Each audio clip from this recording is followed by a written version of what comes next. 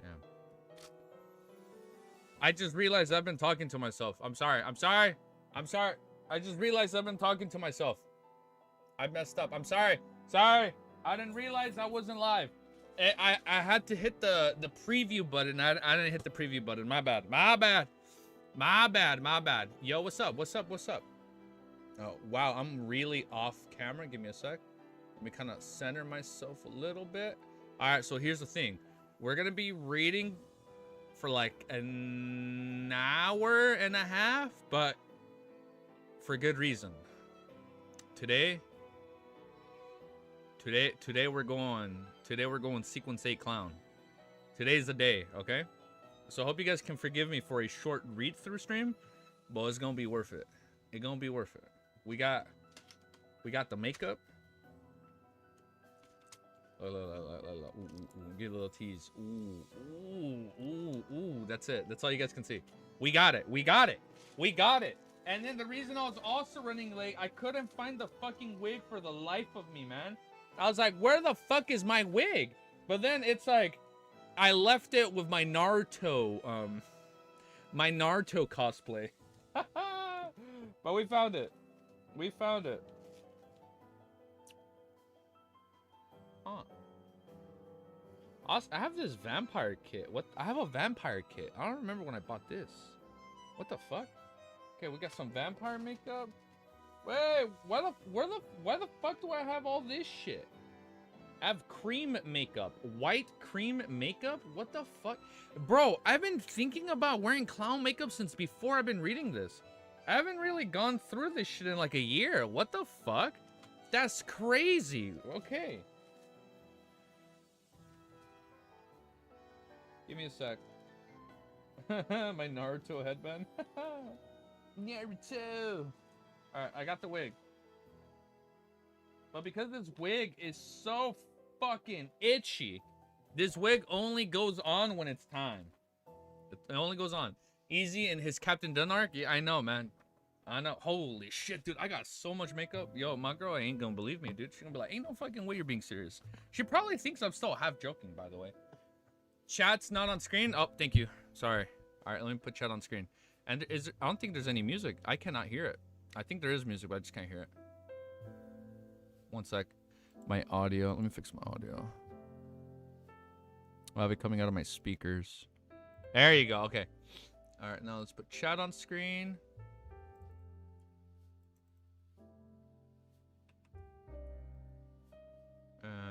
Beautiful. Okay. Perfect. Music is good. Awesome. Give me a sec.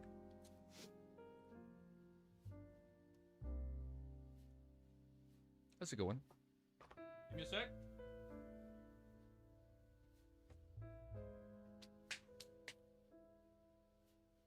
Ugh.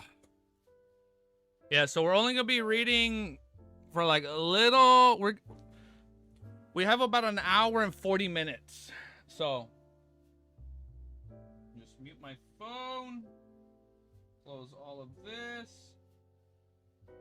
Put my phone here. Now, you guys got to remind me in an hour and 10 minutes to message the missus. Peep at wallpaper and icons. Yeah, we got a few wallpapers. Here, hold on, look. I got nothing to hide. Look, I have nothing to hide. I'm going to hit next wallpaper. I got nothing to hide. You guys ready? Wait, hold up. What do I else say? How'd you know I have a homework folder? All right, here we go. Don't worry. I got nothing. Hey, look, it's all safe. Look, you see?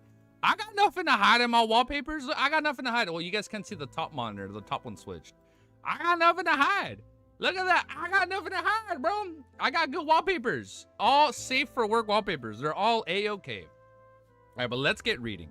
Let me get this stuff ready. Oh, man. I'll be honest. I'm kind of scared to wear clown makeup. Oh, shit. My homework folder. Oh, shit. I'll be honest. I'm kind of scared. Now, let me delete these last videos because I need to delete these videos. Without even stalling, the secret. It's the moonlight. Delete this.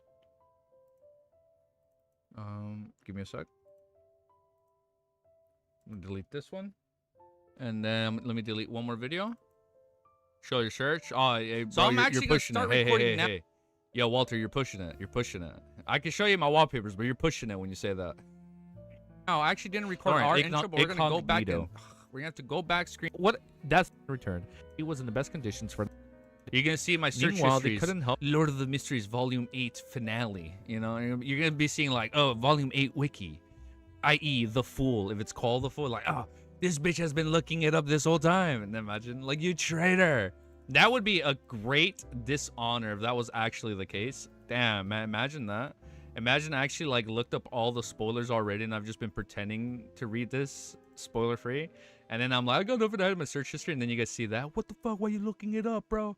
Is that I don't know how that got there, man. It has to have been a bug or something. All right, chat is ready. We've popped this bad boy up, and we're good. All right, let's get to reading. I don't see chat. Give me a sec. What? Did I not pop it up? Nothing to see here. You could not. LOTM wiki client progression. Imagine. It's like, what? It's like he been looking it up this whole time. All right, let's do this. And then open up my notes. And we are ready to go. All right, awesome. Okay, everything's ready. Everything's on my screen. No stalling. Let's go straight into it. As I say that, my last tab. Wiz was left on his ass at the mystery reveal. Oh, like he stopped on a really good point. He stopped on a very good mysterious point, and he's like, oh, I'll be back in a bit. Ah, that sucks. He stopped at such a good point. Hey, hopefully it doesn't take too long off, you know? When does Melissa become the true creator? Oh, that'd be so fucking funny. Like, this bitch has been looking it up this whole time. Well, let me fix my camera. You can see, like, my PC a little bit right here. Hold up. Let me kind of get as much of us on screen. Kind of move this a bit.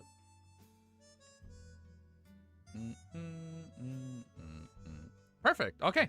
Now we go straight to reading. All right. Yo, I'll be honest. I'm scared to wear clown makeup.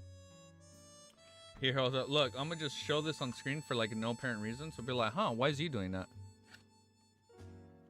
You can pretend to not know. I know. It'd be so obvious trying to hide it.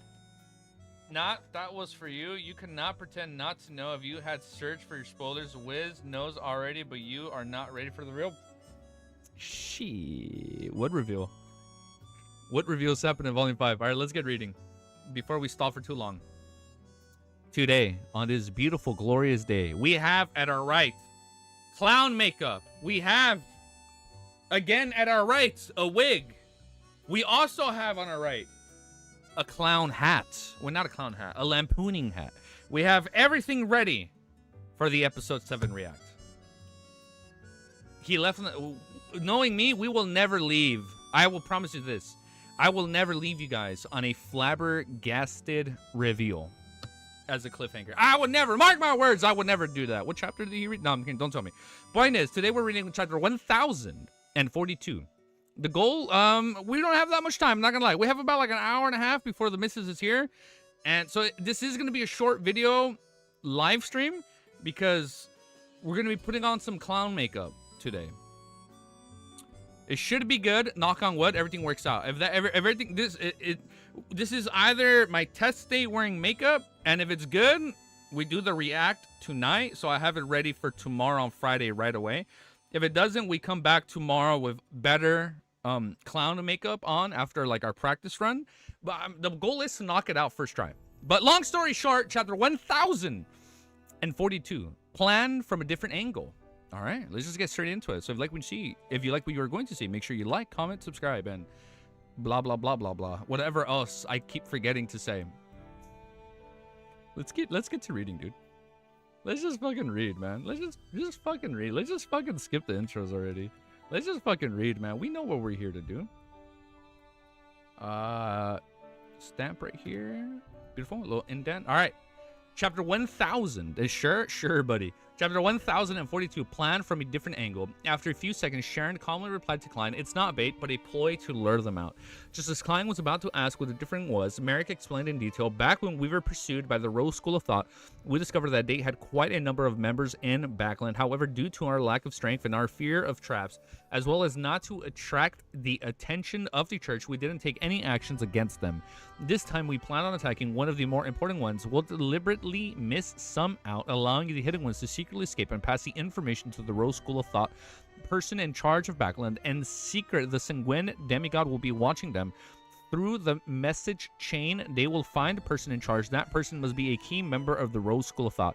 Once he's killed or even captured, we'll take the next steps in our operation based on the information we managed to obtain. That's more reasonable. The main point is to use one's understanding of the Rose School of Thought to create a plan instead of using yourself as bait. That's a way to effectively control the situation and not destroy Backland. Klein nodded gently and said, if that's the case, I can participate. He didn't say that he needed to think about it or return to confirm the level of danger. This was because this matter wasn't something they needed to be done anytime soon for Sharon and the Sanguine. When he divined problems, he could always call it off as a participant. What kind of payment do you need? Merrick's standing posture relaxed as he asked. Klein smiled. If there aren't any accidents this entire time, I wish to receive one instance of free assistance from Mambranet Tanker. If I have to involve myself in the operation, I can always add the condition of having priority of the spoils of war. I think that's a good compromise. You can discuss this with Mambranet Tanker before writing to tell me the answer. In fact, he was still a little puzzled. He believed that with such a plan, there was no need to seek him out. Sure, buddy. With Miss Messenger hiding in the shadows, it was enough to prevent any accidents that Sherlock Moriarty could deal with. There's no need. Sharon, with her quite exquisite look and pale face, she looked. Oh, now she's like, I got this. She's like, I got this. No, there's no need. There's no need. Sharon, with her exquisite looks and pale face, she looked. She shook her head gently like a doll. I can agree to it now. Has she already discussed with Miss Messenger? Klein thought for a few seconds and honestly asked, then why don't you directly ask Miss Renette? Klein negotiating the help of an angel? And Sharon's like, don't worry about it. For help to prevent any accidents from happening, Sharon's hair remained motionless as though bound tightly by the petite bonnet. She replied in a ethereal and fleeting voice, she doesn't wish for the Sanguine to discover her existence. Is that so? Klein deliberated for a moment and raised another question. You're advocate temperance, so why are you seeking out the key members of the Rose School of Thought?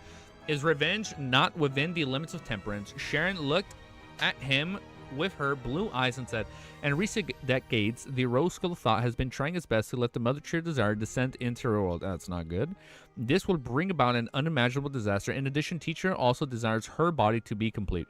If the Mother Tree of Desire were to descend into the real world, it would be an unimaginable disaster for me. However, what has this got to do with the completeness of Miss Messenger's body? Her body was once torn apart and is being held by different key members of the Rose School of Thought. Wow, this kind of reminds me of a certain thing in Chainsaw Man, if you guys know what I'm talking about. Or can the body's high sequence be honors of the same sequence and her characteristics be made into a part of her? What? A part of her through some ritual? Klein mumbled inwardly as probed.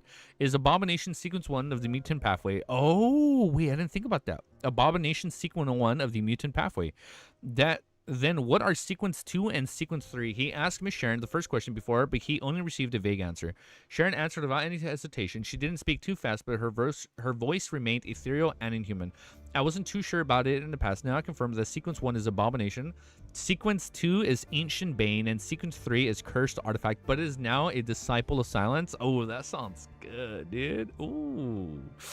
Disciple of Silence? Oh, that sounds kind of hype. Does that mean that you weren't certain when I asked you the last time? That is to say, when you summoned Miss Messenger and reunited with her, you managed to learn more secrets. Klein nodded in enlightenment. I have no more questions. After confirming the time for the operation, write to me. Thank you. Sharon once again floated up and bowed. Merrick pressed his hand to his chest and slightly bent his back. There's no need. Klein stood up from the high stool and wore his top hat with a smile. This time, without a smacking sound, scarlet flames and rose and engulfed him under the night sky. Countless lights silently lit up in Backland as though they were stars that were covered in clouds descending upon the land. With a few stars twinkling, Klein returned to the rental apartment and the periphery of the East Borough. After changing his clothes and preparing to return to Northborough, Buckland Street, he heard a series of illusionary pleas. It was from a man. After nodding a thought, Klein immediately took 4 steps counterclockwise and arrived above the gray fog. He extended his spirituality towards the constantly expanding and shrinking crimson star.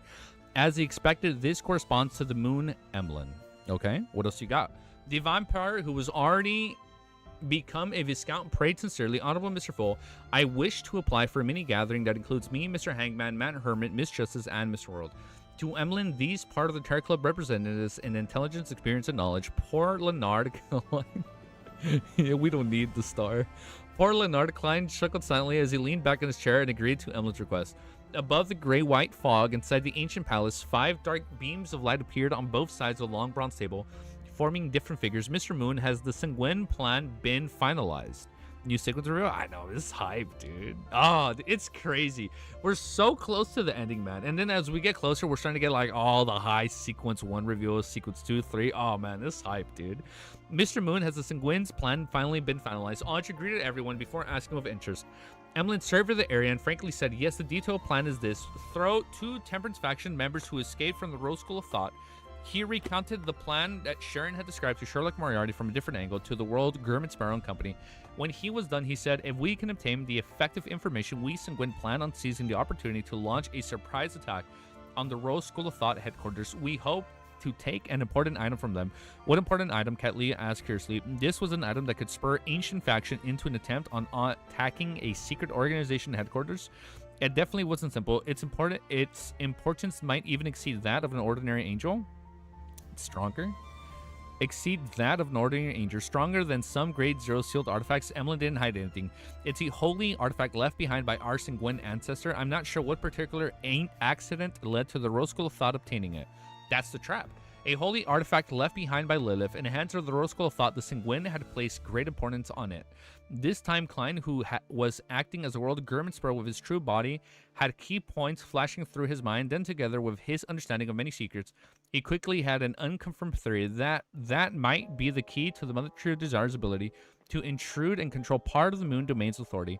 This is something Miss Sharon and the others didn't mention. The Sanguine have kept things from them as well and have quite great ambitions. Yes, I can use ambitions to describe them. The ancestor Lilith, whose identity is unknown, seems to have foreseen the chaos from the situation and the coming of the apocalypse. Therefore, the Sanguine was made to change its style and become more proactive so as to have more things to rely on. This is the acquisition of a life buoy, the best bait. That's definitely going to be the best bait. An artifact of the Sanguine ancestors. Oh man, this is the acquisition of a life buoy. It's not buoy, buoy. Let me see. Text to speech. This is the acquisition of a life buoy in. Oh, it is life buoy. This is the acquisition of life buoy in preparation for the apocalypse. Klein didn't say a word as he listened silently. The others who were also taking in the important information that the moon had revealed, and Alger was no exception. He pondered for a few seconds before saying, in other words, you Sanguine will be hiding in secret this entire operation and won't be targeted by the Rose School of Thought. Yes. Emlyn answered rather casually. The Sanguine plan was jointly decided by the Duke Oldmere and Marquise Nibbs, as well as a few earls in Backland. Many problems have undoubtedly been brainstormed and reconsidered.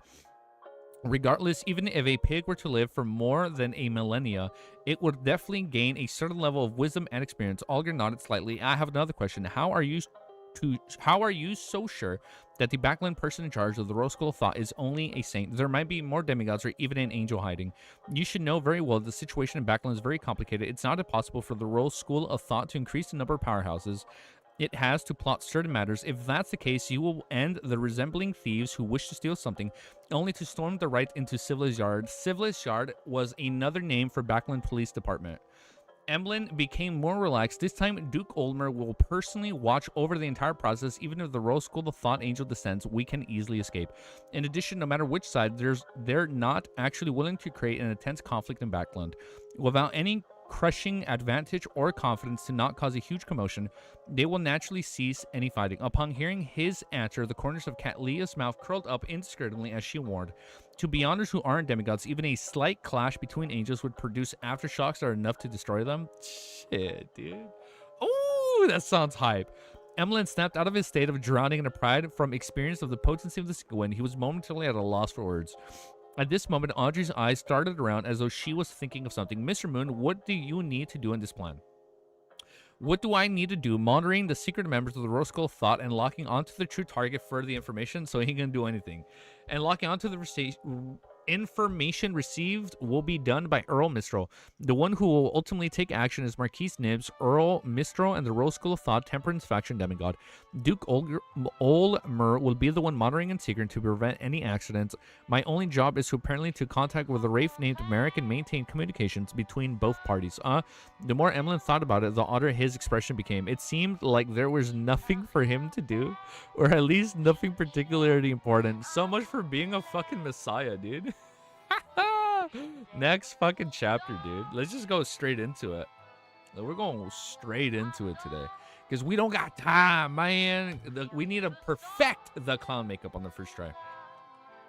Timestamp? 12 minutes. I hope you guys are having a good day, by the way. All right. Ooh, almost manually hit play. Chapter 1043 is each having their own plans.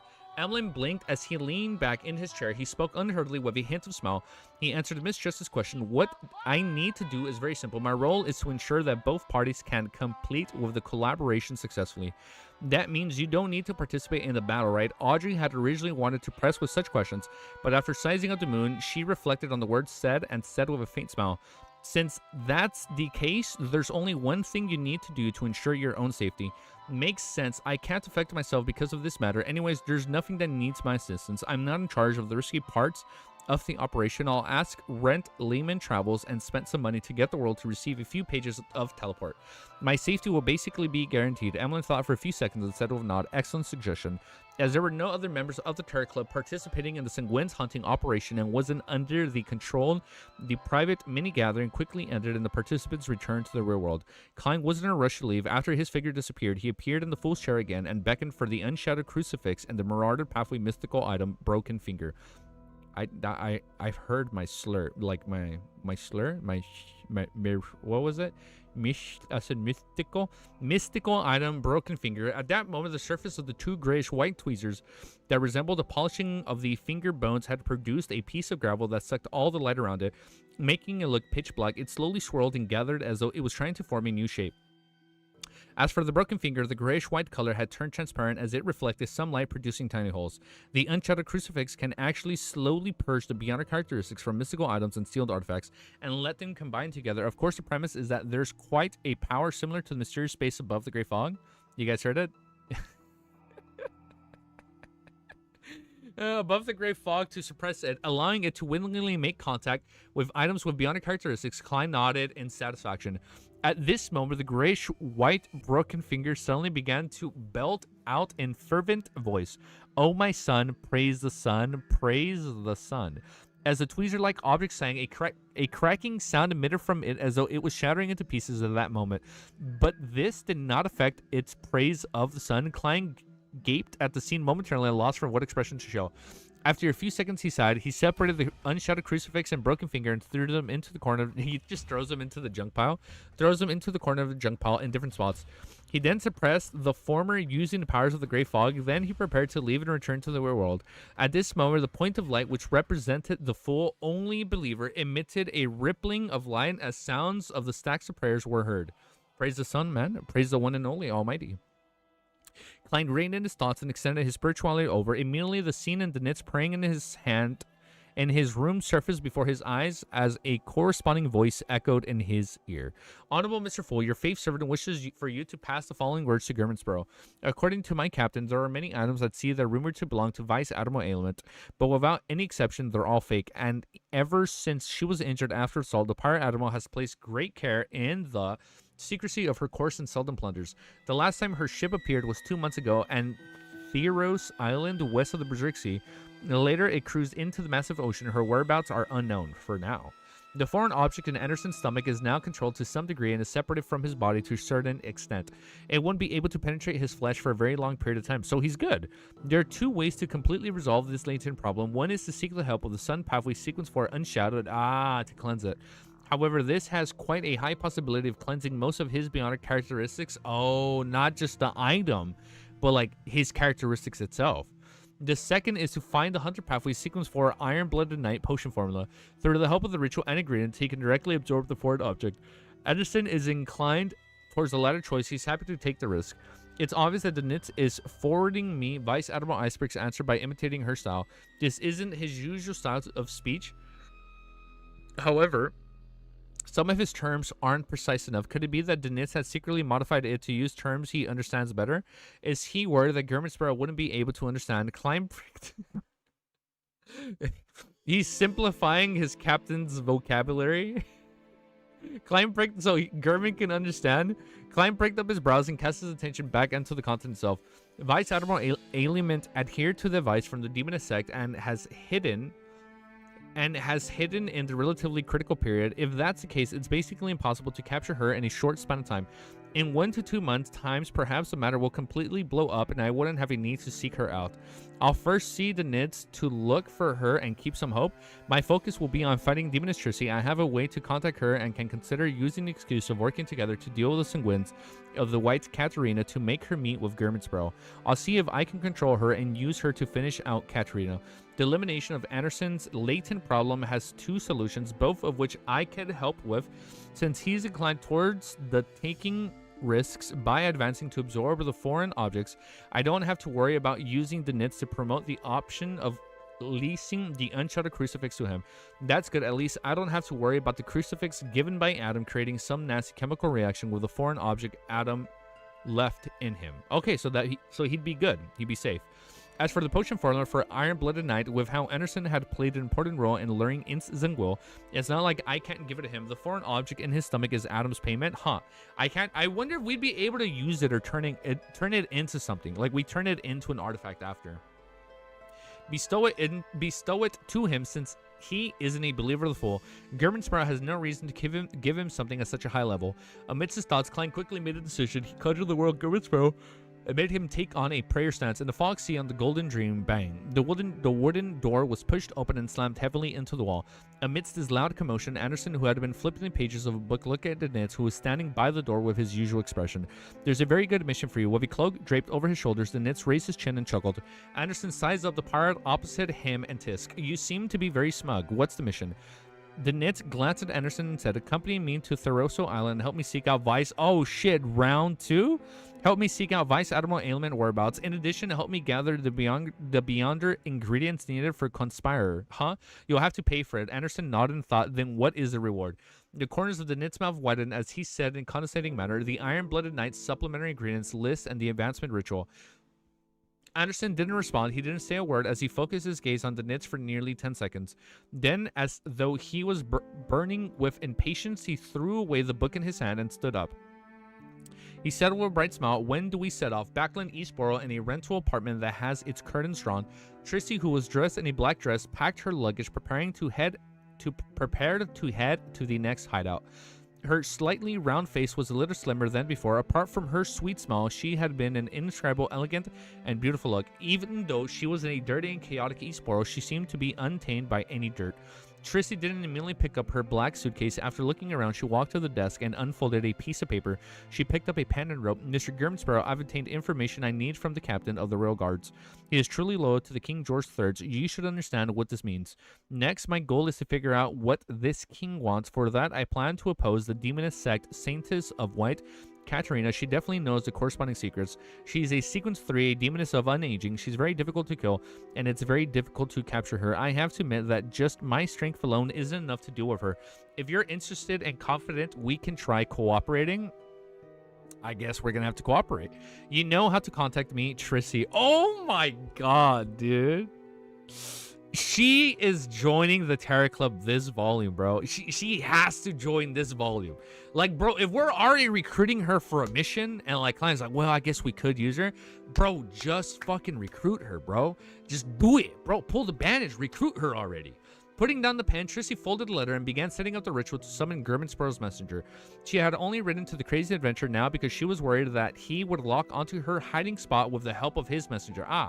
And then teleport over, bringing her to launch an assault. Therefore, she waited until she was about to move before making an attempt. Although Trissy wasn't sure what Germansboro's motives were and couldn't determine if he would launch a surprise attack on her, out of habit, she chose the most reliable method for her just to be safe. She is back. She's fucking back. But she's not fully back yet. She's not back until she joins the club. After handing the letter to the messenger, I'll leave and wait for Germansbro to contact me. I'll try not to meet him until we begin taking action. I wonder what faction is hiding behind him. I have to focus on mobilizing and using him and not to trust him too much. This is indeed troublesome, but it's sufficiently safe. As Trissy thought, she ended what she was busy with and took 2 steps back. Looking at the candlelight, she chanted in ancient Hermes, I summon in my name, the spirit that wanders about the unfounded, the friendly creature that can be subordinated, that belongs to Germansboro. Easy became a Shia LaBeouf for a sec. Shia LaBeouf? I'll just do it. I used to make fun of that meme, but like now I get it, bro. It took me 10 years to realize, like, yo, he was speaking facts, bro. Like, literally just do it. I thought that was a meme, bro, when I was a teenager. Now I'm like, wait, that man was spitting facts, dude. Just as she finished speaking, the candlelight burgeoned and turned abnormally pale, following that a figure stepped out of the candlelight and wore a dark and complicated robe holding 4 blonde red-eyed heads. The 4 blonde heads had 8 bloodshot eyes that darted around simultaneously as they cast her gaze at Trissy. Trissy pupils dilated as though she saw something extremely terrifying. Oh shit, that was the end of the chapter. What did she see? Next chapter. Well, let's go straight into it, dude. We going straight into the fucking next chapter. We don't got time to talk about every chapter. We go straight in, bro. We just pull the band-aid. 22 minutes, 7 seconds. Spitting facts indeed. Literally, man. It took me so long to realize that. I always thought like, oh, what a funny meme. Just do it. No, man. That guy was fucking speaking facts, dude. All right. Did we update here? Yes. All right, chapter 1044 is called Placing Herself in Tides, like in the Terror Club tides kind of tides, or what are we talking about? Backland Street, Georgeboro, and a factory room filled with junk. Light flashed in a mirror filled with obvious cracks. Its surface turned dark and deep, as though it was connected to another world. Suddenly, a white hand reached out from under the mirror as though it had penetrated through layers of aqueous waves. A figure walked out from the shadows. She was none other than the sweet and beautiful demoness Trissy in a long black hair. Long black hair. I'm thinking about the wig I'm gonna wear later. Yo, what's up, dude? The long black dress. There was a rare paleness to her face, as though her face had lost all of its ruddiness. Her forehead was covered in dense beads of sweats. With a smacking sound, the suitcase in Trissy's hand fell to the ground. She could hardly suppress the horror in her eyes.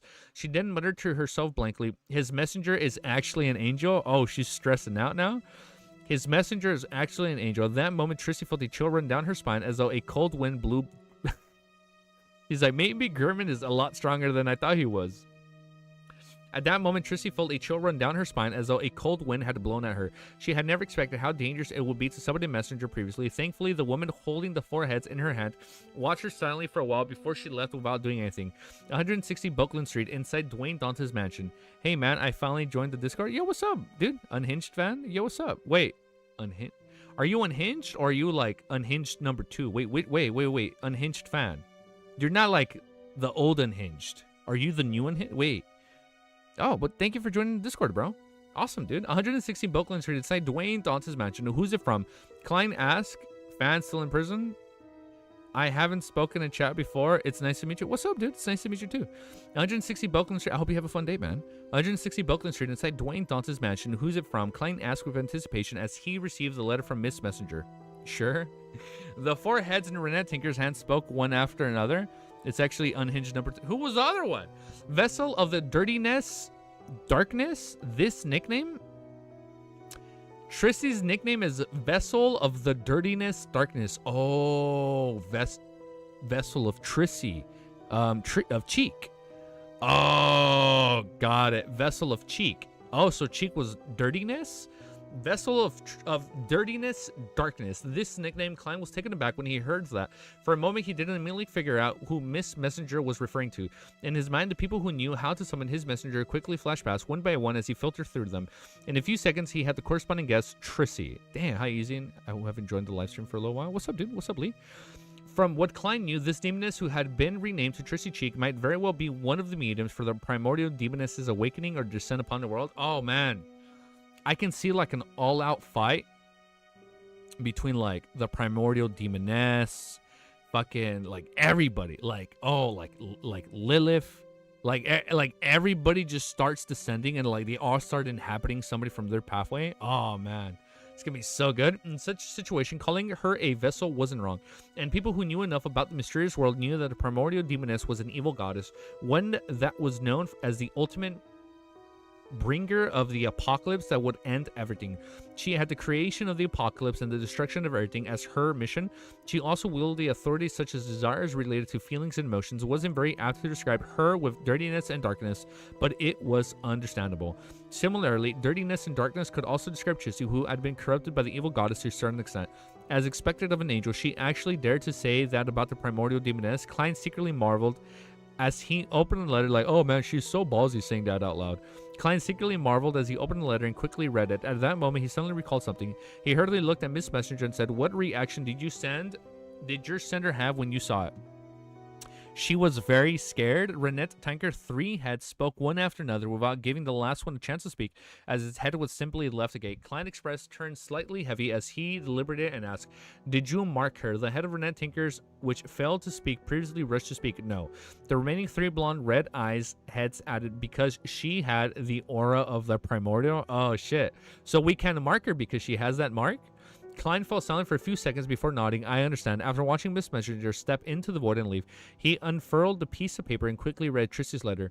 She actually sought me out to deal with Saintess of White Katarina. Isn't this exactly what I wanted to do? Klein's eyes shimmered for a few times as he immediately ruminated for a black sticky blob. Right on the heel of that, he transformed into Gerbenspro and smeared the blob uniformly onto a tiny mirror in the room. After patiently waiting for nearly 10 minutes, the black sticky blob vanished into thin air, leaving nothing behind it. Klein had failed to contact Demoness Trissy. As expected, Trissy, who has been corrupted by the primordial demoness to a certain extent, managed to identify Miss Messenger's level and was given a fright. She probably wouldn't communicate with Gerbenspro anytime soon. So if I had known Miss Messenger is a special angel, I definitely wouldn't have let her appear in front of Trissy, or I would have informed her that if a demoness were to summon her, she can bring both the person and letter over. Klein sighed silently and could only blame it on his luck. At that moment, he slowly heard a series of illusory pleas. Is Trissy praying? To the full? In a dark alley in Backland Bridge area, Shio had Wintry Blade. Okay, Shio had Wintry Blade and entered the area, looking around warily. Not bad, you're getting more and more experience. A deep male voice sounded and a figure walked out of the darkness around the corner. He stood tall, wearing a golden mask that revealed his eyes, nostrils, mouth, and cheeks. It was none other than the MI9 member who had contacted Shio before. Why did you contact me so urgently? Shio asked. The golden masked man didn't make any small talk and directly asked, you still seem to be monitoring Viscount Stratford's surroundings. Have you discovered anything unusual recently? Shio thought and said yes. He had intimate contact with a girl of an unknown origins. He made her visit him at his residence late at night several times. I tried to track that woman down, but I failed both times. Also, Viscount Stratford suddenly went out in the middle of the night 2 days ago. I don't know where he went because I didn't manage to follow him. The golden masked man tearfully acknowledged this as he went deeper into the details. Shio answered according to the details she had seen back then. She only concealed the fact that she had met Charmaine in the carriage and how she had followed Viscount Stratford all the way outside the warehouse. Not bad, your persistence was rewarding. The golden masked man nodded slightly. He didn't seem to doubt what Shio had said. All right. He sighed and said, with your contributions to us, this will increase significantly. The jokes write themselves. Call that 008. Your Discord mods put me in prison due to my name. Is it that problematic? Oh no, I think they just thought you were somebody else. I'm pretty sure it's been sorted out now. So I think we're good. He sighed and said, with that, your contributions to us will increase significantly. To be frank, if this continues, you'll soon be able to accumulate the contributions needed for sequence explosion. However, before that, there will definitely be a strict examination, and with your background, if it will fail the examination without a doubt. After all, I know it very well. Actually, there's no need for you to seek the truth. I know that this was a motivation for you to persist in contacting the mission regarding Viscount Stratford. But my personal suggestion is to put the matter aside. With your current sequence and abilities, it's enough to let your mother and brother lead a very good life. Don't worry, no one will cause you trouble. And if you wish to continue persisting, I cannot guarantee what will happen. Although Shio had already expected such an explanation, she was helpless in resisting her emotions and throbbing her heart. She blurted out, who exactly are you? I'm just an ordinary mid-sequence Beholder. The golden... Oh, wait... I'm just an ordinary mid-sequence Beyonder. What if that was her dad the whole time? Like, he never actually died and he's kind of just been watching her? I'm just an ordinary mid-sequence Beyonder, the golden masked man said with a smile. You might not know that the post of the captain of the Royal Guards had the corresponding authority in MI9. It's equivalent to a deputy director that handles the matters related to royal family. Back when your father was alive, I was his subordinate? Oh, man. I was his subordinate and received his help in various aspects. After his passing, I, who didn't commit any wrongs or hide any matters, was removed from the core of MI9. See, I'm only responsible for informants on the outside like you. Upon saying that, the golden masked man sighed. Your father helped me a lot, so after I recognized you, I deliberately made you become an informant under me. With the extent of my power, I provided you some help. I have a family of my own and my own life, so I can't take excessive risks or do anything too dangerous for you. Oh my god. Really? So he's actually, no wonder he was always been, no wonder he's been so persistent to Shio since volume 2. Didn't we hear last stream that his dad was executed on the spot? Well, I like, maybe it was like faked, right? Like I was like, maybe it was faked. Like maybe like that was his way out. You fake it, but like he can't be with his family. I was trying to think like deeper, like, oh, maybe there's more behind it just being like a killing, right? Like maybe there's more behind it. But that's so sweet. Like he worked under him. He was a bro. He was a fucking bro. Since volume 2, he's like, hey, you're my informant. And oh, it's gonna be so cool rereading that. Let's do this. I'll help you get the potion formula for Judge. Afterward, stop your contributions and your pursuit to advance your sequence. Do something that will improve your life. As for what you want to do or plan to do in private, I don't know, nor do I want to know. What a fucking bro, dude. Shio fell into daze. Her lips trembled as she said, what kind of person? Oh, I'm about to cry. What kind of person was my father? Oh, man, I didn't think she was going to have me crying over here. It's going to be so bad when I'm wearing clown makeup and I'm crying. I'm just realizing that. It's going to be so bad. Oh, maybe I shouldn't wear it. What kind of person was my father? The golden masked man sighed as he replied, he was a really brave, noble, and just aristocrat, but he wasn't that perfect. He was impulsive, eager, prone to anger. She was silently listened and had planned on asking further, but all he said was a phrase. But all she said was a phrase, thank you. Go back. After obtaining the judge formula, I'll leave you a message to meet me, the golden masked man said with a wave. After Shio completely disappeared from the alley's entrance, the golden masked man was just about to turn around when a slightly ethereal voice sounded in her ears. She's lying. Oh, shit. Oh, wait, what the fuck? She's lying? Who's whispering? Oh, now he's like, fuck, what do I do? She's lying. She had tailed Viscount Stratford to the scene back then. It's something that can be confirmed. The golden masked man fell silent for a moment before saying to the shadow beside him, she might have only been worried that this would have aroused suspicion. How can she defeat Viscount Stratford at her sequence? Besides, wasn't it said that Viscount Stratford carried a grade 1 sealed artifact? I believe that she likely didn't dare approach, otherwise she wouldn't even be able to survive. The slightly ethereal voice replied, no matter what, since there is a doubt, we need to do further investigation. Oh, shit. Oh, this isn't good. He is so dead, bro. This MI9 guy is so fucking dead. He's gonna try and protect her, man. Oh, fuck. No matter what, since there is doubt, we need to do further investigations. Don't inquire about it in the future. Don't inquire. Of course he's gonna fucking inquire. Outside the alley, she'll walk calmly along the street lamp. She deliberately didn't mention that she had followed Viscount Stratford. This wasn't to hide the truth, to clear herself of suspicion, or to not invite trouble. In fact, this was the contrary to her true motives.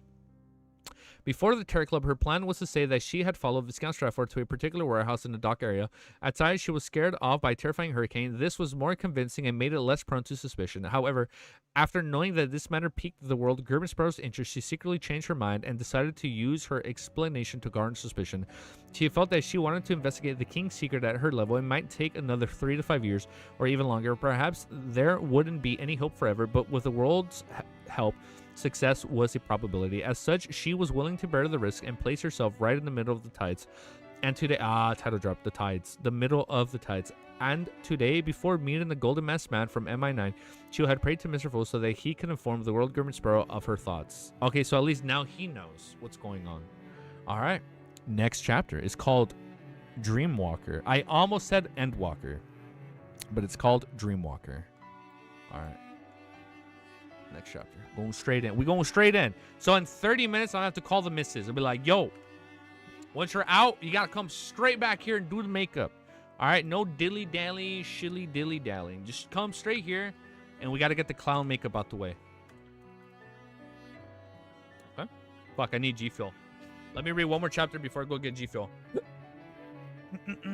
Wow, what the fuck? 1, 2, 3. This is our 4th chapter. Look at that, man. We're fucking locked in today. I'm kind of proud of myself. Chapter 1045 is called Dreamwalker. Above the endless gray fog in a magnificent and ancient palace, with one hand holding the unshattered crucifix and the other holding the sea god scepter, he was observing the real world through the crimson star that represented judgment. In his spiritual vision, apart from the short Miss Shio and the golden mask MI9 officer, there was another person hiding in a dark alley. This was a man in his 30s. He didn't have any special features, and he looked like the typical Lowaness man from the mid-north area. Not only did he blend into the shadows, but he also had the characteristics of automatically making people dismiss his existence. If he weren't above the gray fog and had true vision, Klein suspected that even he wouldn't be able to discover the person if he were there in person. He would only be able to outline the person with his spiritual intuition when the person took any abnormal actions. Hiding in the shadows with a psychological invisibility, half of it depends on an item while the other half depends on the sequence. In conclusion, this isn't a demigod.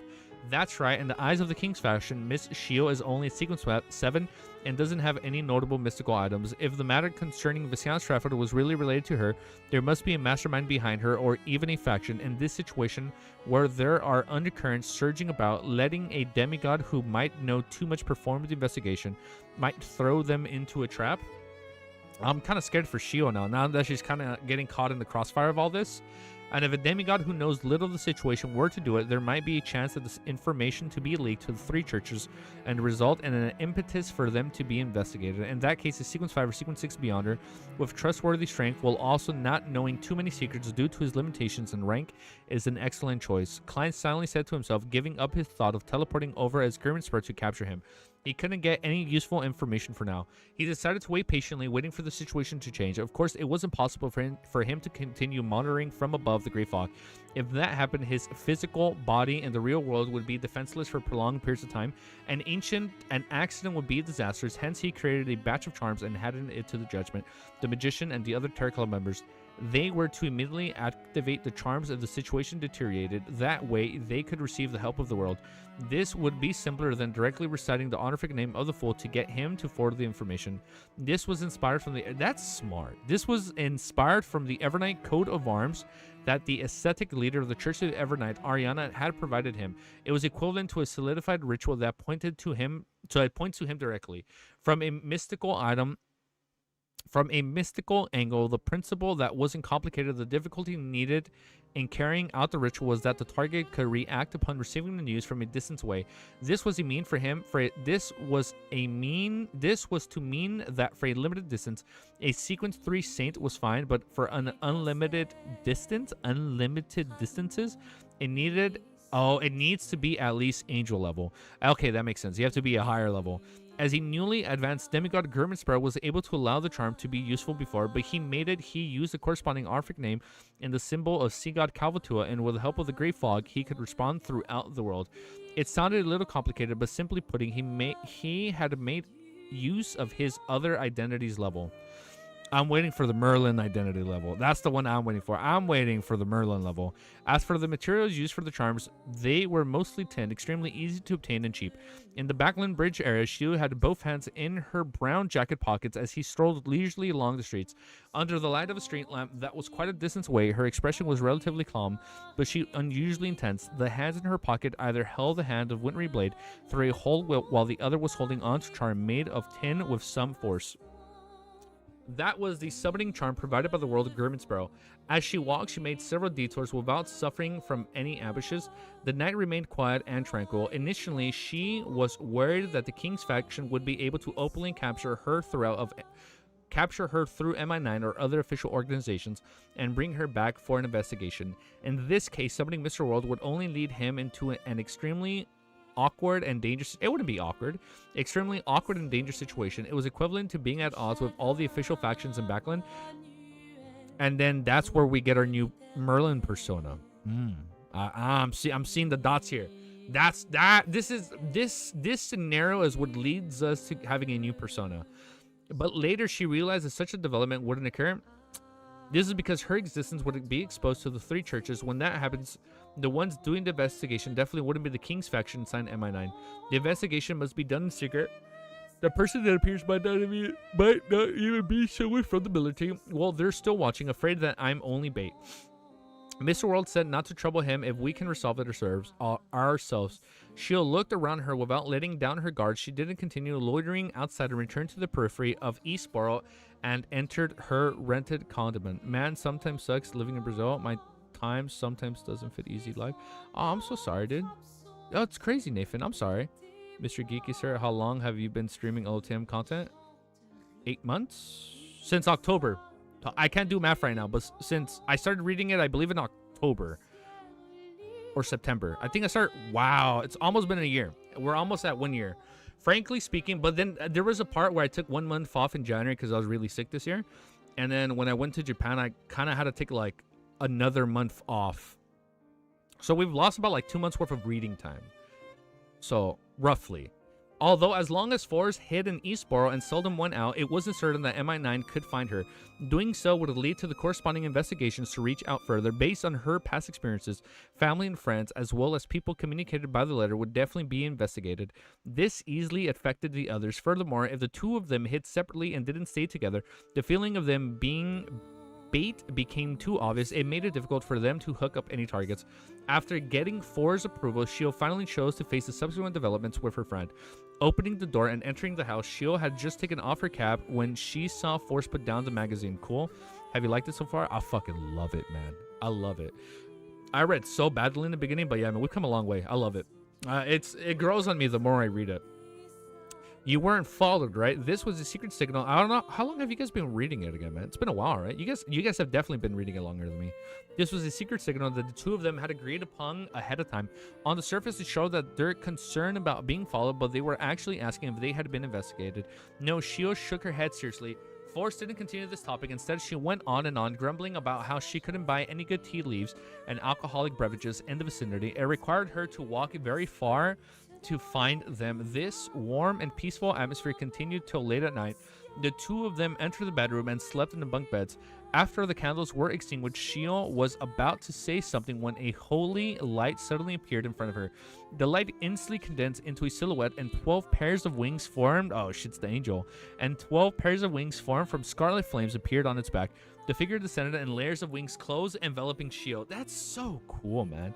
Is there any artwork on his angel? And I'm too scared to look it up, by the way. Mr. Fool's angelic blessing. Shio was instantly enlightened. This was also a matter that she had solemnly asked Mr. Fool when she made a prayer to contact the world Gurmansboro. As she already knew that, apart from the demon sect, the psychology alchemist was also working with the Night King's faction. And not only were Beyonders the spectator pathway capable of hypnosis, this is perfect for war. I started reading like 5 months ago. Oh shit, that's so awesome, dude. Wait, and you're already at my part, or did you finish it? Damn, that's crazy, man. Damn, you guys are quick, dude. But they could also dreamwalk. They needed to be careful. Dreamwalker. They needed to be careful of any investigations that used these two powers. If she didn't prepare herself, she suspected that she wouldn't even detect an investigation she had been carried out, let alone be able to inform Miss World. Everything quickly calmed down. She opened her mouth and said to Forrest, who was sleeping in the bunk beneath her, "Good night." Good night. Forrest didn't react in time, as though she was almost falling asleep. This made Shio realize that she had also received the angelic blessings. Time ticked by and two fell asleep. After an unknown period of time, the dazed Shio suddenly snapped awake, aware that she was dreaming. Oh, wow. You're on volume 6? Damn, that's crazy, dude. So she's dreaming right now. Right on the heels of that, she felt somewhat shadowy, floating in a dark alley, and all kinds of thoughts from deep within her heart surged out to form a dream. Yeah, Unhinged. What's it called? I think Wiz right now. Anime Wiz, he's also right now at volume 6. Yeah, he's ahead of me by like 150 chapters, dude. He's almost caught up too. He's almost done. Oh, how long have I had to pause? Okay, we're good. At first, she was a little frightened. She wanted to wake up from her dream, but no matter how hard she tried, she couldn't extract herself from that state. It was as though she was still in a dream when she would open her eyes. She quickly calmed down and tried to control these thoughts, only to realize that it wasn't difficult. Thus, the memories of the attacks on Viscount Stratford were buried. However, after some consideration, Shio deliberately didn't do it well, leaving some clues behind. In the dreamland, she and Forrest discovered that something weird had happened inside the warehouse, but it wasn't the same account she had given to MI9 that the tornado throw through the roof. Furthermore, they didn't escape immediately. Shio believed that this would allow the person who invaded her dream to notice a problem, but be unable to resolve it, so they won't be able to figure out. After this, the investigators would confirm that there was a demigod or some faction behind the two of them. They would then believe that they were too difficult to deal with because the level of the secret wasn't too high. So if they weren't able to perceive it, they'd be like, oh shit, this guy's high, it's a high level. This way, it was likely that they would send a demigod to deal with the aftermath, and this was the development that Shio anticipated. After all, every demigod had a high probability of knowing the king's secret due to the positions they occupied. At this moment, Shio's dreams began to turn scattered, as though she had escaped some sort of guidance. She knew that this was a sign of the intruder leaving. She's like, I'm safe. For the rest of the night, nothing abnormal happened to her and Forrest. Next chapter. Yeah, you should look him up. Anime Wiz. He's been reading it for 6 months, maybe. No, I think we did a video in January. No, February or March. Yeah, no, he's also reading it. You should check him out. He doesn't upload them as VODs. He has them all on his live stream section. If you look up Anime Wiz. Yeah, we always have we have volume discussions. So if you go back on the playlist at the end, don't worry, I'm gonna do my timestamps. We're not stalling. If you go back in the playlist, every time we finish a volume, we have a volume discussion with Anime Wiz. We accidentally spoiled each other in the beginning. I spoiled him on something, he spoiled me on something, but it's chill. It's chill. We're good. All right, I'll check it out. Yeah, dude, check it out, bro. Let me check the time. All right, after this chapter, I'm gonna quickly call the missus. Well, in 18 minutes, I'm gonna call the missus and be like, you gotta come straight here so we can put on the clown makeup, because the episode 11 react has to be fire. Oh, it's gonna be weird, man. Oh man, just imagine. It's like, I'm gonna have this on. Oh, it's gonna be weird. They're gonna have clown make. Oh man, it's actually gonna be kind of hype. Oh, I think it's gonna be good. I think it's gonna be good. I think it's gonna be good. I think it's gonna be good with the clown makeup. I think it's gonna fit. I'm gonna have to take out not the whole suit, but I'm gonna just take out the button up and the tie. But next chapter, I'm gonna do my timestamp. 46. A test. All right, next chapter. A test. Are you guys ready? That gentle voice, as I check if everything is still up here. Everything is good. Maybe. Searching on easy VODs? Yeah, check it out, dude. That gentle voice seemed to resonate with the thoughts deep in Audrey's heart. She only felt a little resistance to it before feeling as though it came from her heart, and that it was her truest thoughts. Hyven Rambis looked at her emerald green eyes and said unhurriedly, secondly, in the upcoming Backward Ball, don't be as opposed as before to the few princess who take the initiative to show their fondness. Also praise them a few times in front of the Earl Hall and his wife. Remember all of the above. This is a reflection of your subconscious. Then forget that I once said these things to you. Forget that this behavior is different from your usual behavior. Don't try to seek blessings and stay away from the key spots of the Church of the Evernights Mass. With that said, Hyven Rambis retracted his gaze from Audrey's eyes. He turned to cue Annie and the rest, preventing them from being surprised by the mistress' subsequent odd behavior. After dealing with all these things, he disappeared from the carriage without causing a stir. Ring. Another bike passed by the window as Audrey's slightly anxious eyes recovered their luster. She looked at the people on the street coming and going as she suddenly let out a soft exclamation. Then, embarrassed, she turned her head to say to Annie and the rest, I forgot something. I have to visit Glank first. At this moment, the carriage hadn't left Emperor's Borough and wasn't too far from the Viscount Glank's residence. The servants like Annie didn't find it strange or became put in difficult position. They quickly instructed the coachman to turn into another street. And what do we see? This continued until 20 minutes to 10 in the morning. Audrey finally arrived at Phillip Street. She walked into the second floor of the Lowen Charity Bursting Foundation and entered her direct office. Looking at Annie and the others either organizing documents or using spring water they bought alone to prepare the black tea, Audrey brought Susie along to the lounge that was attached to her office. It was as though she wanted to check out her face to determine if she needed her lady's maid to help touch up her makeup. During this process, Audrey glanced at the keyhole and asked Susie in a relaxed manner, was there anything abnormal with my behavior today? This was a habit she had only gotten in the past few days. It had only started from that moment Hyven Rambis disappeared. She knew that Mr. Fool's angelic blessing wasn't permanent. It could only be sustained for some time, and she wasn't able to determine when Hyven Rambis would visit her. When that happened, she wouldn't have the time to pray to Mr. Fool and do the corresponding preparations. Therefore, from her understanding and cautious attitude towards psychology and mysticism, she not only checked her behavior 3 times a day for any abnormalities or for any excessive coincidences, but she also instructed Susie to take note of her condition and be her mirror. This was a precautionary measure of being hypnotized by Hyven Rambis and cued without realizing it. But wouldn't she be able to negate this? Susie sat by her side and thought seriously before saying yes. Audrey's smile expression stiffened. She quickly looked at Susie and waited for her explanation. Susie wriggled her nose and looked around before continuing. You didn't plan on paying a visit to Viscount Glank when you left the house, but you changed your schedule halfway. You'll inform me of the general schedule ahead of time over the past few days. Also, you said that you would discuss it with me if you decide to suddenly change or add it to your schedule. A 4th unhinged has hit the Discord. A 4th unhinged was sent by the prison by OG. Upon hearing Siz's reply, Audrey's expression turned grave.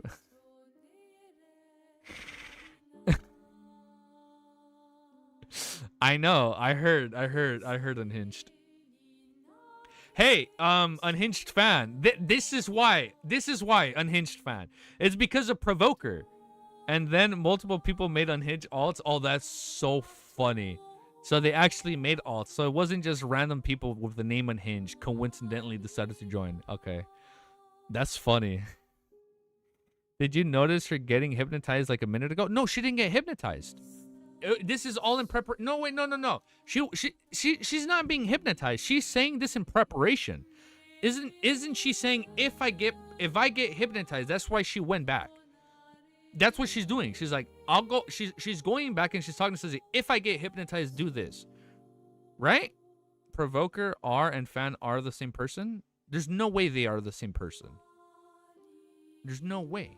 Did I fall for that? Was I hypnotized? Did I fall for that?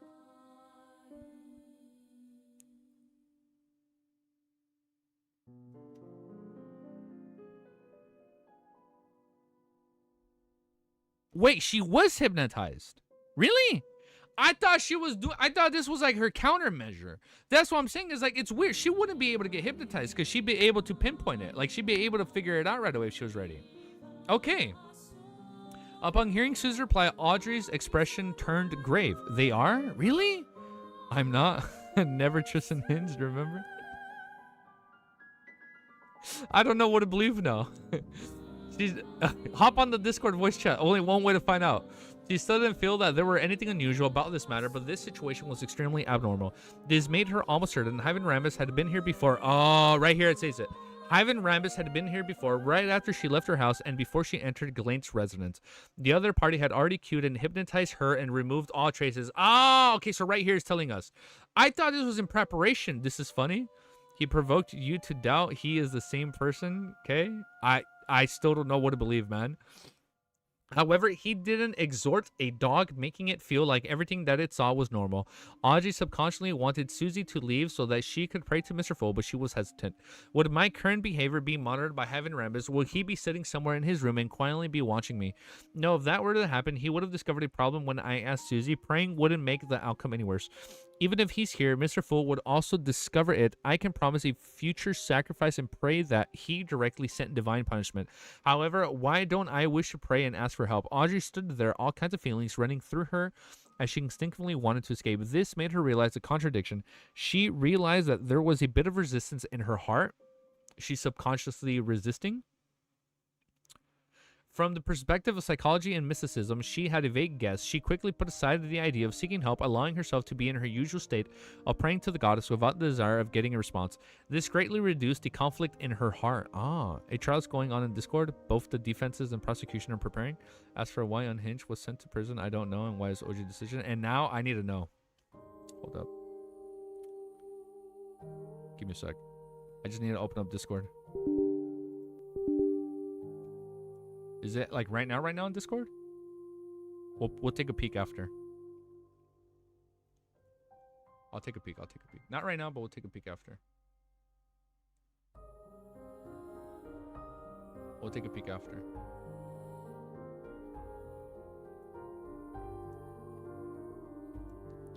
This greatly reduced the conflict in her heart. Audrey instantly became confident. She gestured for Susie to leave first, and then she looked into the mirror and began to softly hypnotize. She can hypnotize herself? She's hypnotizing herself to act that way. You're not asking for help. You're not only doing your usual prayers. You're not asking for help. You're only doing your usual prayers. After repeating it over and over again, the vortex deepened and light green as Audrey's eyes that could suck a person's soul slowly dissipated and her eyes returned to normal. Give me a sec.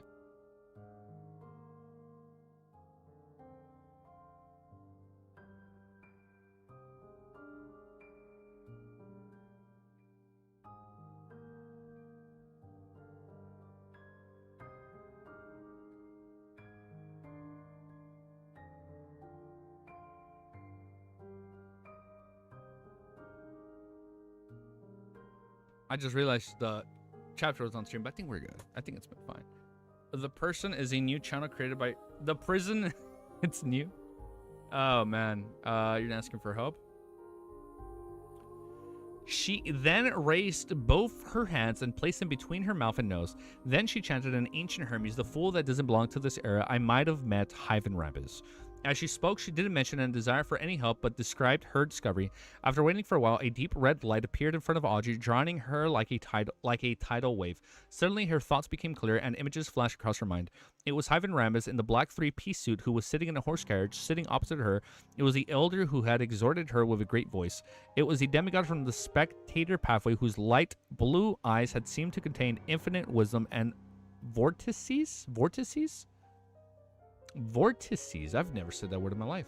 At the same time, those words resounded in Audrey's ears again, making her remember everything that had happened. After the crimson glow disappeared, she saw the long bronze table in front of her. Sitting at the seat of the honor at the end of the table, it was a figure shrouded in the grayish white fog.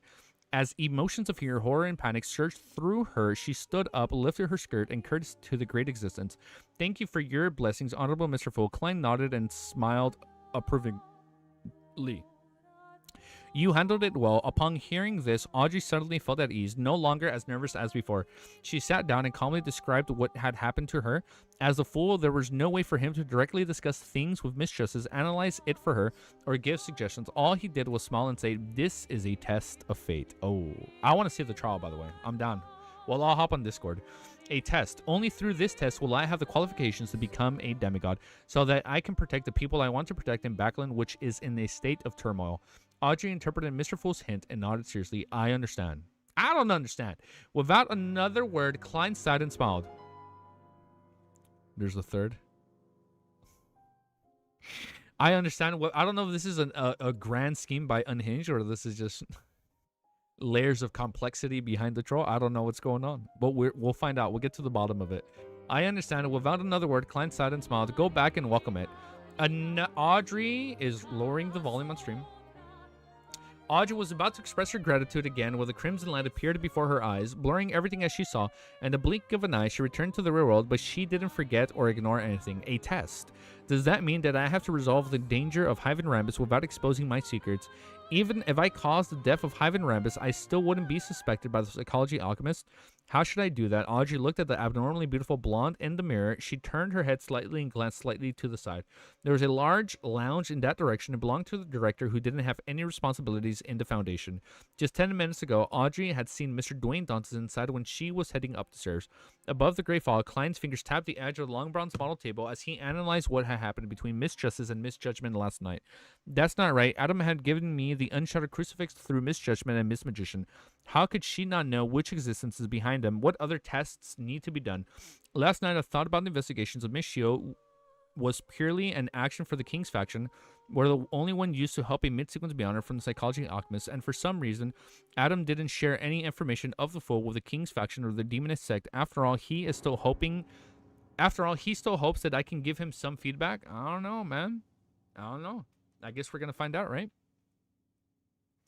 But from the looks of it, this problem... Oh, it's already the last page of this chapter. But from the looks of it, this probe has Adam involved in it. Otherwise, Hyven Rambus wouldn't be involved in this matter. Even for the Twilight Herminoder, a saint is rather precious and important. They wouldn't give up so easily and sacrifice. What is Adam trying to test? He is testing to see if Miss Judgment investigation of Scout Stratford and her subsequent actions were purely by her own choice, or if it had the will of the fool involved. If the fool gets unshadowed crucifix and realizes the King's secret is related to Adam's scheme, while still insisting that his subordinates investigate it, that would be making the Twilight Herminoder an enemy, and Adam knows that Gurman Sparrow is blessed. But with Adam's abilities, there's no need to test out anything. Just sitting next to Miss Judgment and listening to her true thoughts will be enough to grasp the actual situation. There's no need to go through so much effort unless he has already left Backland, or rather to avoid certain problems. He doesn't dare enter this big city again and can only investigate it through his subordinates. My warning to Miss Ariana and the Church of Evernight has taken effect, causing Adam to sense the danger of a divine descent. Probably, even though he knows that Gurman Sparrow has something to do with the death console, he probably wouldn't notice that something has happened to artificial death. Well, he wouldn't know yet. Even the numinous Episcopate artificial death faction hasn't noticed a thing. Therefore, with the authority of consume and augment... Well, I mean, if they actually go and check, then they will figure it out. With the authority of consume and augmenting this, he has no idea that the goddesses wouldn't be able to carry out a divine descent for a long period of time. Next up, I'll have to deal with Hyven Rambus. I must make sure that Miss Justice is steered clear so as to not have any relationships and isn't suspected. Just as his thoughts crossed his mind, he saw Miss Justice Audrey enter the director's lounge through her prayer light on the search for Dwayne Dantes. He quickly reined in his thoughts and returned to the real world. So now he's gonna go check up on her. Okay, awesome.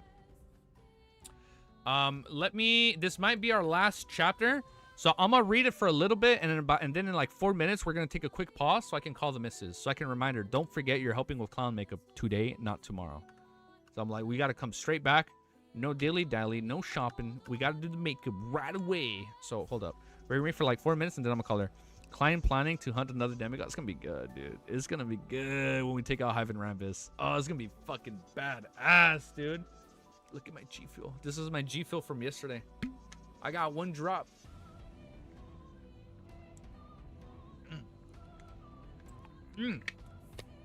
Damn, that tastes good.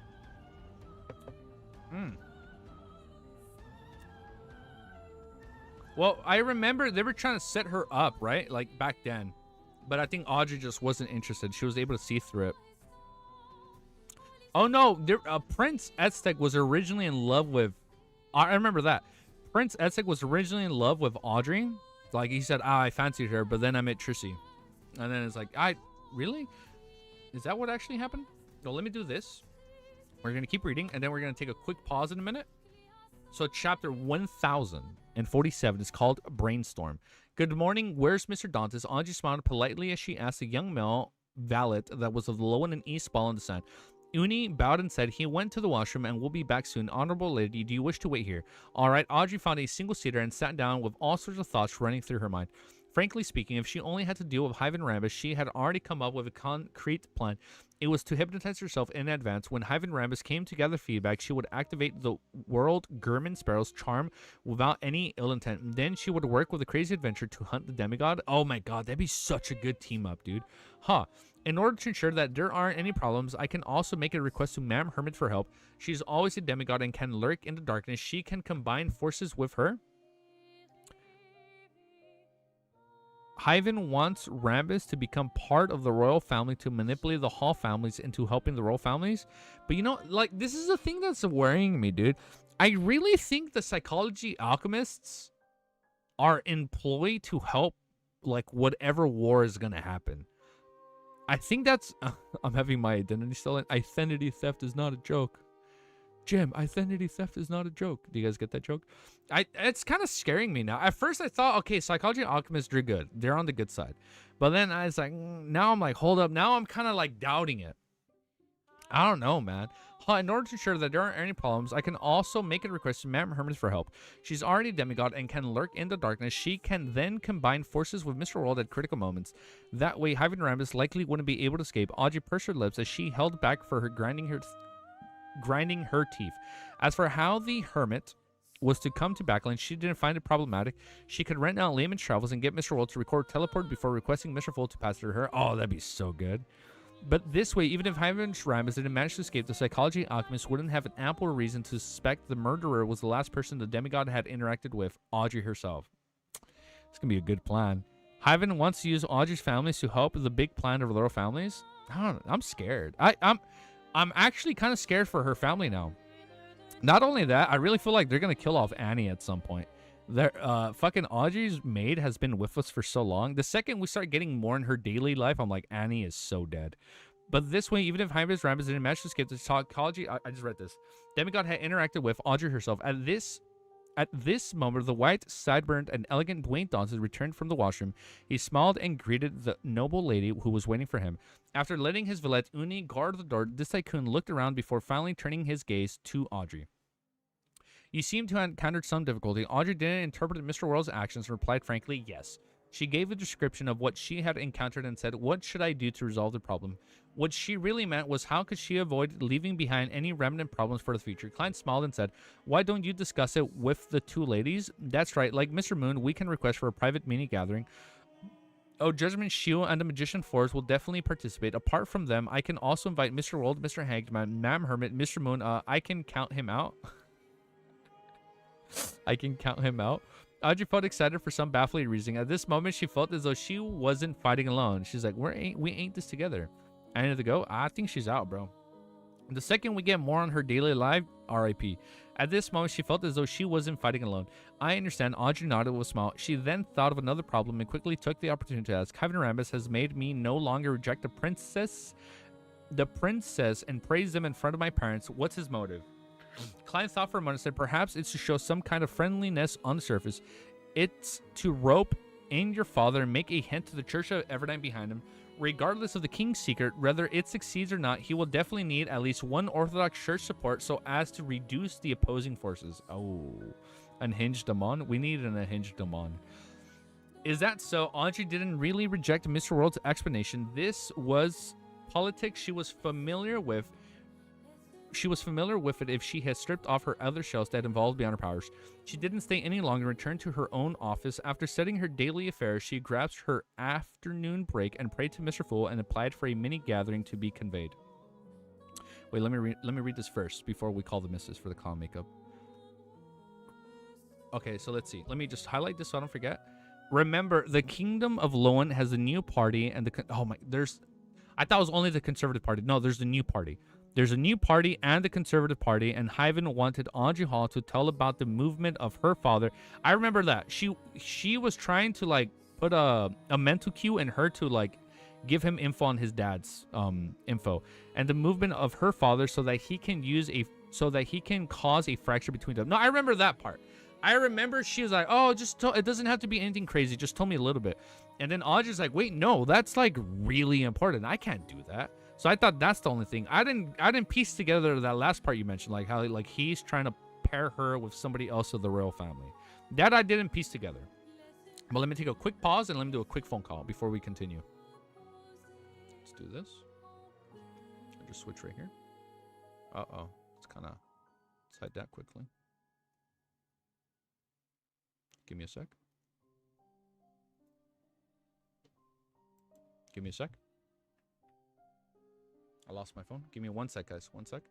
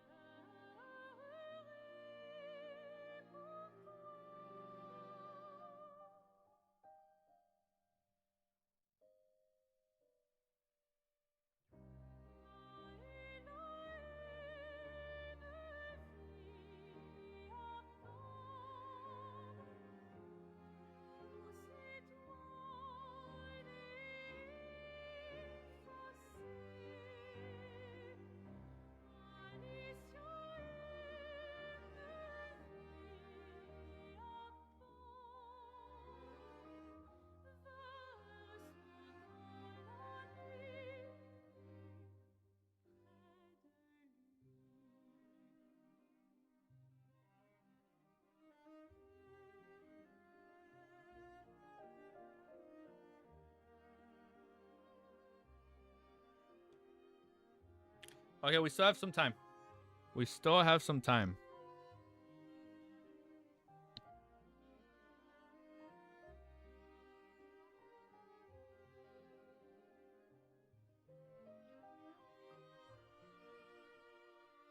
Okay, let's read a little bit more before I try doing our second call attempt. Let's see if we can finish this last chapter and knock it out of the way. Above the endless grayish-white fog, what the fuck did I just say? Above the endless grayish-white fog, dark red beams rose up around the long bronze table. Audrey looked around, stood up, and courteous to the other members. Everyone, I have something I wish to hear from you. A bit of time? Yeah, we still have a bit of time. Everyone, I have something I wish to hear from you. It sounds urgent. Augur nodded gently and replied. Audrey sat down and said yes. She then looked at Shu and Force. I met Hyven Rambis this morning. He hypnotized me to do 2 things for him and forgot his appearance. Fortunately, I was quite careful and cautious. I quickly discovered something odd, and thanks to Mr. Fool's blessings, I remembered everything. One of the things Hyven Rambis asked me to do was to arrange for a meeting with Miss Magician and Miss Judgment and take the opportunity to hypnotize them. I'll then obtain intel on the instigator for the actions they had recently taken and also get them to leave Backland as quickly as possible. What? Forrest was originally worried about Miss Justice's safety, but she never expected things to make one rotation before coming back at her and Shio. To think they targeted Miss Audrey, it's really hard to guard against them. She's targeted by a demigod. After a moment of shock, Forrest felt more astonished and afraid. She couldn't help but look at her friend and saw Shio sitting calmly, but her hands had unconsciously clenched into fists. Katlia didn't understand something as she frowned and asked, the psychology alchemist, or should I say Hyven Rambus, discovered that misjudgment and misjudgment are members of the Terror Club. This was a very serious and crucial matter. She's calling. One sec.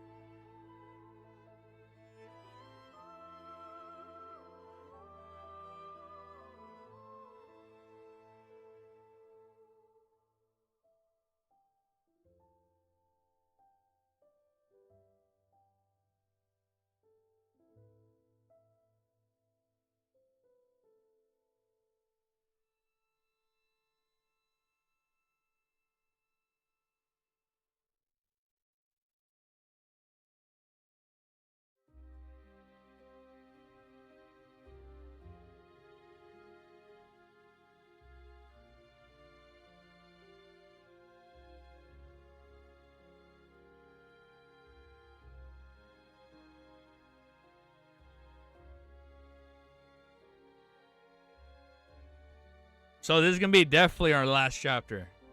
Oh, it's gonna be our last chapter. Yo, Unhinged, you didn't see in the beginning, but check it out, brother.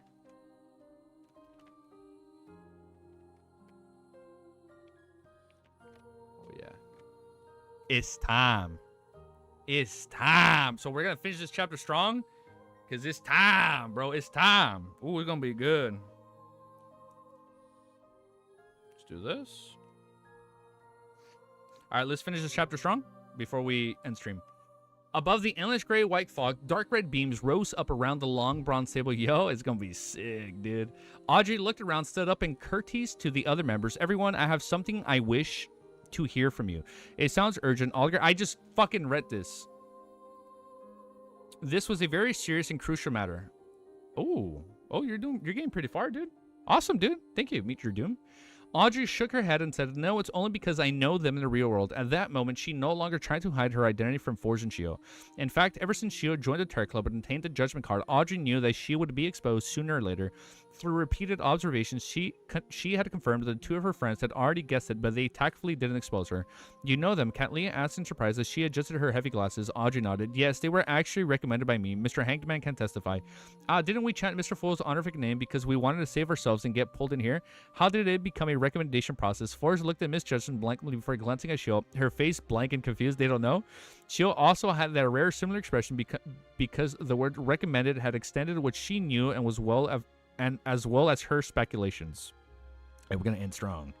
Audrey felt a little embarrassed. She blinked and explained to her two friends, because all of you have your own special qualities and I also had joined the Terror Club, will develop and expand. I recommended the two of you, Mr. Fool. However, this was just a chance for you. If you hadn't passed Mr. Fool's test, he wouldn't have pulled you in. Test. What kind of test did I undergo? Forrest was still confused. As for Shio, she'd thought of many things, especially the origins of the paper that had Mr. Fool's honorific name, as well as her frantic search for an exorcism. No wonder I had an inkling that they knew each other. No wonder Misjudgment only entered the club after so long. This was probably due to her different individual experiences. Each of them had their own specialties. This specialty is the selection criteria. Do I have one? Katlia came to realization as she came up with a theory. Of course she has one. After this chapter, I have a request. We can make it equal exchange. Ooh, all right. We're going to see if this is an equal exchange. Bet. Almost there. We're almost there. We're 2/3 done with the chapter. Upon seeing this, Olger, who had some level of judgment regarding this, wasn't all that surprised as he chuckled and said, we can talk about this in the future. Miss Justice, the problem with you like to ask about is how to deal with Hive and Rambus. Yes, Audrey returned to the topic and asked seriously, if we not only have to deal with Hive and Rambus, but also prevent the psychology alchemist from suspecting me, what should I do? Olger didn't have an experience in dealing with a demigod, so all he could do was rely on his insight that had been built up over the years. He deliberated and said, the lock onto the whereabouts of Hive and Rambus, only take action after he said interact with someone else. How do I lock onto him? Audrey asked the question herself before giving the answer. After getting the answer from Misjudgment and Miss Magician, I'll wait until Hive and Rambus leaves after I meet him again. Then I'll recite the fool's honorific name and ask him, and I'll ask him to cast his gaze on the demigod. Theoretically, it's possible that my true vision above the gray fog has a radius of nearly 10 kilometers. As long as Hive and Rambus doesn't know teleport, I can confirm his location trajectory for a short period of time. Then I can return to the real world and directly teleport over. This will require the help of divination, but the problem is that it requires the fool to be personally intervene. As the world of Gurmansboro, Klein said in a hoarse voice, let me remind you of something. Misjudgment and Miss Magician had to mention Adam in the real world. The psychology alchemist originated from the ruins of Hermes, who is a member of the Twilight Hermit Order. And Mr. Fool doesn't wish to be at odds with the Twilight Hermit Order because of this matter. Even if we were to do anything, we must try not to let the other party know. Oh, it's gonna be good. This string of words contained a lot of information that made Olger, Katlia, and the rest feel like they were seriously experiencing a little brainstorm. A literal brainstorm. Shu and Forrest were also even more shocked. So the organization is called the Twilight Hermit Order. Mr. Fool doesn't want to be its enemy over this matter. Is it because he has just finished collaborating with the Angel of Imagination, Adam, over the matter of Insingo? I never expected the psychology alchemist to be related to the Twilight Hermit Order. Wait, Hermes. He's still alive? He's actually a member of the Twilight Hermit Order. So, oh, wait, so Klein is going to kill Hermes, and then he becomes Hermes. And that's his persona. That's his last persona. That's probably how it's going to play out. The members of this organization are really unimaginably important figures. Olger first glanced at Gurmansboro before failing to resist the urge to look at Katlia. He realized the latter was equally shocked without hiding it. The Twilight Hermit Order is the ancient secret organization that Emperor Rizal joined. Katlia mumbled to herself as if she was seeking confirmation. Gurmansboro gave the answer yes. After you return to the real world, it's best if you don't think about the matters like this again. You'll easily be detected. If you don't trust yourself, you can get Miss Justice to give you some psychological cues. I think that was a pretty good stream. I think that was a pretty good read-through. Timestamp? 1 hour, 8 minutes, 22 seconds. Wait, what the fuck? We read a lot. We read a lot in 1 hour. Wow. We read a lot today. I only have a... Wait. Look, yeah. Look, I only have like 1 hour recorded. And I kid you not, knocked out 1, 2, 3, 4, 5, 6. That's not adding up. We have 1 hour and 8 minutes. I'm kind of doubting myself. Did I forget to hit record? 1, 2, 3, 4, 5, 6. 6 chapters and 1 hour and 8 minutes. I don't know, man. There's 20 plus minutes that I was live. Huh. That's crazy. Remember not to fall for the unhinged misinformation, easy speeding. I think we read that a little quickly. Yeah. We read that so quickly. I don't know if I skipped a chapter or not. No, my timestamps add up. 1 minute, 42, 12 minutes, 22 minutes, 34 minutes, 44 minutes, 56 minutes. Yeah. 1, 2, 3, 4, 5, 6. Wow, yeah, that does add up. Wow, 6 chapters in 1 hour and 8 minutes. Wow, that was a good stream. All right. Well, Don't worry, the stream's gonna go for a few more minutes. We gotta read our DM on Discord. But if you like what you see and you want to see more, we were definitely locked in. Make sure you like, comment, subscribe, and you know what? You guys should really look out for that episode 11 Donghua reaction. I think it's gonna be pretty cool, man. I think it's gonna be pretty badass, man. I think it's gonna be pretty good if you ask me. Check DMs. I know we're gonna check DMs. We're gonna end the video. So if you're watching, for people only watching the VOD, they should definitely check out the live streams so they can see what the DM was. Wait, you told me not to read it out loud, but they can see the reaction live. Peace and have a beautiful, amazing day. Out of all the volumes you've read so far, what's your favorite? Volume 4. Volume 4 is hands down my favorite volume ever. So far. As of right now, Volume 4 is my favorite volume. People are fucking hyping up Volume 5 and 6, so now I'm kind of scared. But as of right now, it's like 4, 3, 2, 1. That's my order of like my favorite volumes. 4, 3, 2, 1. Peace! And have an amazing day. Later, guys. All right, let me check my DM. I got you. I got you unhinged. Don't read the DM out loud. That was it? Just yo? Wait, you said not to read it out loud. I'm not reading out loud. Send it. Send it. Trust me, it only gets better. I'm fucking ready, man. I'm ready. I shouldn't have done that.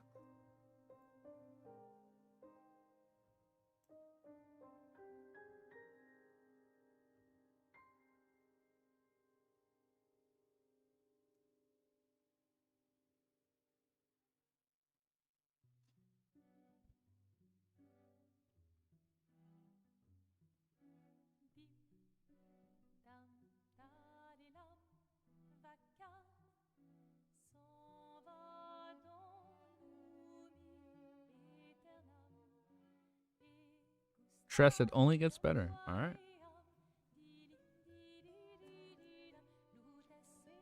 I probably won't be able to do it right now, unhinged. If I'm gonna do it.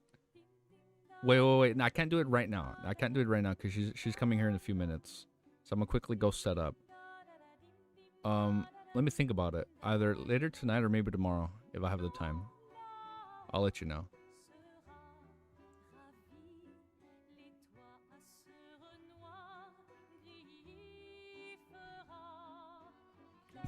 Whatever unhinged is probably remember to trust OG. I know. Hey man, I got two wolves inside me right now. I'm feeling conflicted.